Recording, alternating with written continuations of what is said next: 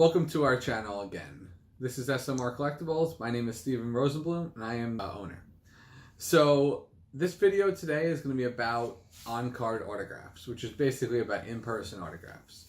I did not grow up collecting and sending autographs through the mail, so I don't really have an extensive experience chasing autographs, but I do understand the hobby of collecting autographs through the mail. I was more of an in-person pack pulled autograph type person when I was younger, opening up, late 90s packs and trying to get pack pulled autographs, which are, pretty rare back then. They were only seeded once a box, once every case, etc. And now they're obviously a lot more common. A lot of collectors have in-person autograph collections that they either got through the mail, going to stadiums, knew a friend, knew a guy in a clubhouse, know somebody who knows somebody, etc. And ultimately, there's a huge need in our industry for authenticators. Because how do you know if an autograph's real? Just because your buddy says, I got this from somewhere, or someone sends you something through the mail, it's a biased source. Like, there's no actual guarantee. So the sports collectibles hobby, the collectors, and the industry overall found a need for authenticators. So there's some major authenticators out there, one being PSA, another one being JSA, and another one being Beckett, or known as BGS. There's cost, of course, involved in authenticating the autograph, and the cost depends on how rare the autograph is and how much it's worth. Everyone's about a money grab now, and unfortunately so are the authentication companies, so they charge based on how much the market value they perceive is going to be worth. So when you go and authenticate items, the authentication fees can range anywhere from, say, $20 on up to, thousands of dollars for really rare autographs like Joe Jackson or Babe Ruth, etc. So today's video is going to be about why you should authenticate your autographs, how you know if they're real, where to send them, and to show some stuff that we're about to send out for authentication. So I just want to ask at this point again for you guys to just like our video and hit subscribe. So the first part is, why do you authenticate items? Obviously you authenticate them because you want them to either be preserved and encapsulated, or just simply because you want them to be authenticated so you can go and resell them and know that when you go, even if you don't sell them right now, eventually when you go and try and sell your autographs, you're going to want to be able to have your autographs authenticated, because that's the first question that almost any collector asks is does it have a COA? Does it have a certificate of authenticity? Does it have an LOA, a letter of authenticity?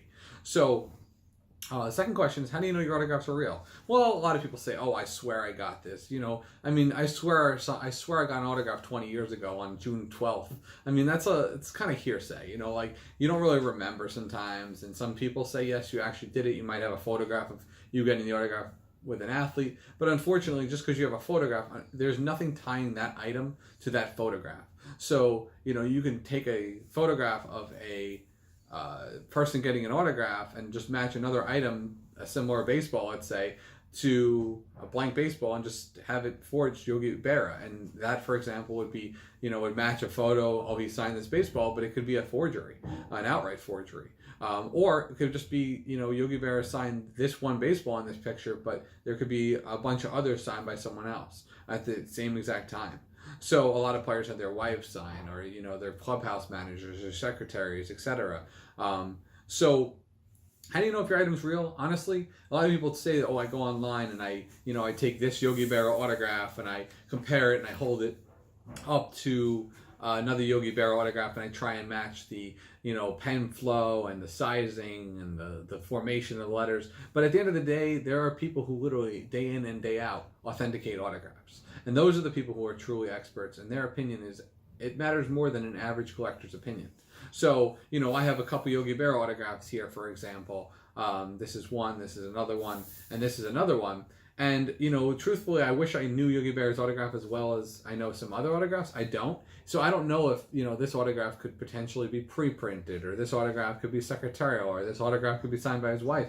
And of course, I could sit here and try and compare the pen flows and all that type of stuff and all the items. But at the end of the day, these items are much more valuable to collectors if they have authenticity with them. So You know, the recommended companies that I would recommend as for authentication would be PSA, which you can Google and find them. You can go to JSA, and you can go to Beckett. And all three of them are very reputable in our industry at this point in time. Of course, things change, but that is who in 2019 is considered to be a reputable company. Every other authentication company is considered to be third tier, at least for third-party authentication.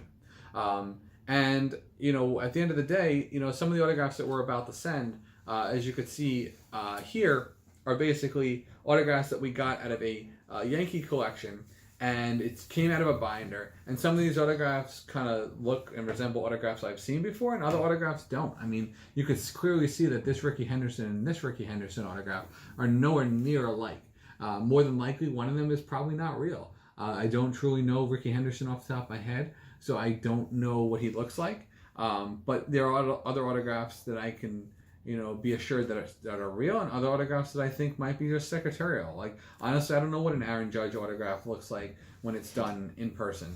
So ultimately, you know, Aaron Judge's many different autographs. This could be real, could not be real. I genuinely don't know. It came as part of a bigger deal that I bought, and these are pretty much the profit of the collection. So, you know, if these turn out to be real, great. If they don't, they don't. But, you know, that's part of why buying autographs is risky. And of course, when I buy a collection, you know, I pay down for autographs that aren't authenticated because they're not worth it. Now, one of the benefits of actually selling to us bigger autograph collections are, you know, a lot of times I do know whether autographs are real or not, and the integrity of a collection can tell me that.